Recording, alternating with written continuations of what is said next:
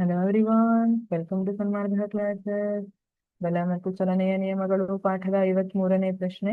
ಒಂದೇ ಆಕಾರ ಮತ್ತು ಒಂದೇ ಗಾತ್ರವುಳ್ಳ ಅಲ್ಯೂಮಿನಿಯಂ, ಉಕ್ಕು ಮತ್ತು ಮರದಿಂದ ಮಾಡಲ್ಪಟ್ಟ ಮೂರು ವಸ್ತುಗಳಲ್ಲಿ ಯಾವುದು ಅತ್ಯಧಿಕ ಜಡತ್ವವನ್ನು ಹೊಂದಿರುತ್ತದೆ? ಅಲ್ಯೂಮಿನಿಯಂ, ಉಕ್ಕು ಮತ್ತೆ ಮರದಿಂದ ಮಾಡಲ್ಪಟ್ಟಂತಹ ಮೂರು ವಸ್ತು ಇದೆ. ಇವುಗಳ ಆಕಾರ ಒಂದೇ ಇದೆ, ಗಾತ್ರ ಒಂದೇ ಇದೆ. ಹಾಗಿದ್ರೆ ಅತ್ಯಧಿಕ ಜಡತ್ವ ಯಾವುದಕ್ಕೆ ಇರುತ್ತದೆ? ಜಡತ್ವ ಮುಖ್ಯವಾಗಿ ಅಥವಾ ಜಡತ್ವ ನಿರ್ಧಾರಿತವಾಗುವುದೇ, ಡಿಪೆಂಡ್ ಆಗಿರುವಂತದ್ದೇ ದ್ರವ್ಯರಾಶಿಯ ಮೇಲೆ. ಇವು ಮೂರರಲ್ಲಿ ಯಾವುದರ ದ್ರವ್ಯರಾಶಿ ಜಾಸ್ತಿ ಇರುತ್ತೆ? ಯಾವುದು ಜಾಸ್ತಿ ಭಾರವಾಗಿರುತ್ತೆ? ಹೌದು, ಉಕ್ಕು ಭಾರವಾಗಿರುತ್ತೆ. ಹಾಗಾಗಿ ಉಕ್ಕು ಅತ್ಯಧಿಕ ಜಡತ್ವವನ್ನು ಹೊಂದಿದೆ.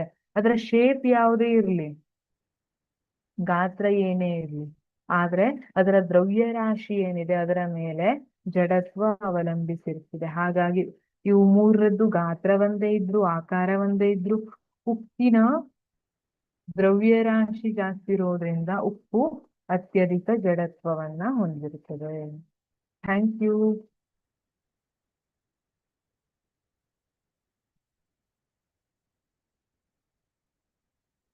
Retaking question number 53.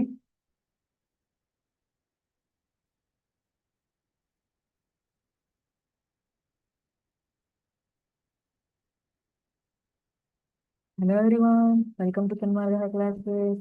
ಬಲ ಮತ್ತು ಚಲನೆಯ ನಿಯಮಗಳು ಪಾಠದ 53ನೇ ಪ್ರಶ್ನೆ.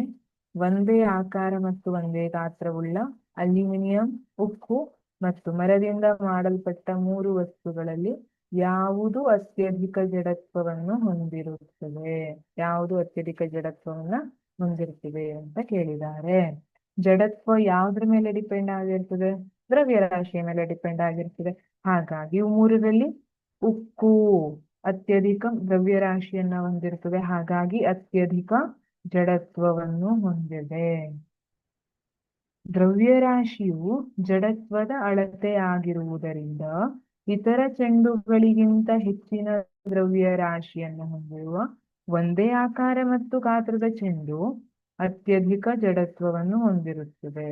ಉಕ್ಕು ಅತ್ಯಧಿಕ ಸಾಂದ್ರತೆ ಮತ್ತು ಅತ್ಯಧಿಕ ದ್ರವ್ಯರಾಶಿಯನ್ನು ಹೊಂದಿರುವುದರಿಂದ ಅತ್ಯಧಿಕ ಜಡತ್ವವನ್ನ ಹೊಂದಿರುತ್ತದೆ. ಇವು ಮೂರು, ಅಲ್ಯೂಮಿನಿಯಂ, ಉಕ್ಕು ಮತ್ತೆ ಮರವನ್ನ ನೀವು ಕಂಪೇರ್ ಮಾಡಿದ್ರೆ ಇದರಲ್ಲಿ ಉಕ್ಕಿನ ಸಾಂದ್ರತೆ ಮತ್ತೆ ದ್ರವ್ಯರಾಶಿ ಹೆಚ್ಚಾಗಿರುತ್ತದೆ.